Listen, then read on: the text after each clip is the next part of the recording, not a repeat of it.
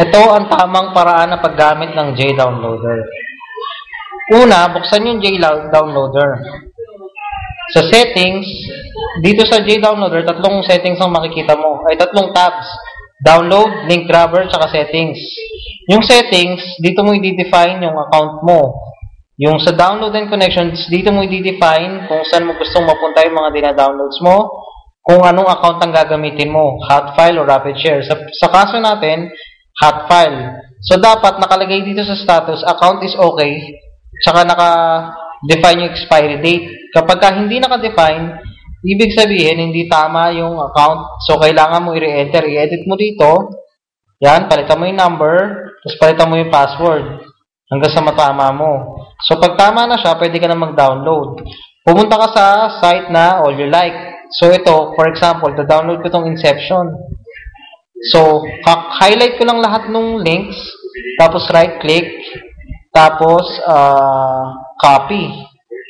So, pagka kinapi ko yan, babagsak siya sa link grabber ko. Dali. Pilitin natin. So, highlight, copy, ba't hindi na pupunta sa link grabber ko? Reset. Pilitin mo na. Pahiya ako.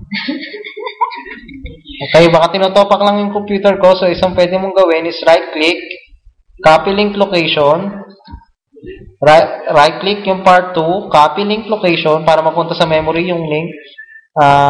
Copy link location, copy link location, copy link location, copy link location,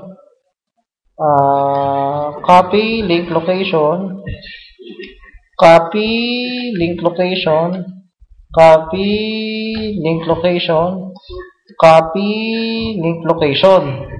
So, pag tinignan mo yan, ayan na. Napunta siya sa link grabber ko. Sinek niya yung status kung nandun pa yung file. So, sa pagkakataon to, nandun. So, para i-download mo siya, pindutin mo lang yung pinakatuktok na node. Ibig sabihin, siya yung pinaka-summation na itong lahat. Ayan o, 10.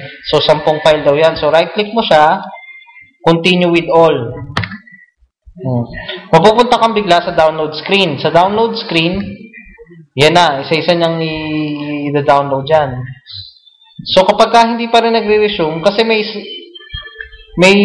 yung hot file, hindi niya yung JDownloader, hindi niya pinagsasabay-sabay download.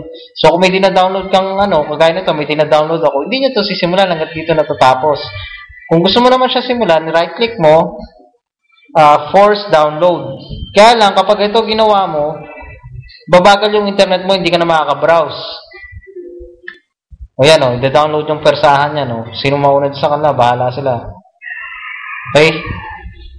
So yan, pag natapos yan, yung 10 part na yan, makikita mo yan dito as RAR file. Ito, yung parang libro. Yung RAR file, tsaka yung extracted niya, may extract na siya into a folder. So dapat, lahat i-download mo, lahat ng part, para makakapag-extract siya ng sarili niya. Kasi yung JDownloader ang mag-extract niyan para sa'yo. So, ang itsura niya, ganito, extract okay. Kasi si JDownloader ang mag-extract. So, pag natapos siya, ito ang finished product na. Pamukha nito. O, yan o. Pupunta dyan.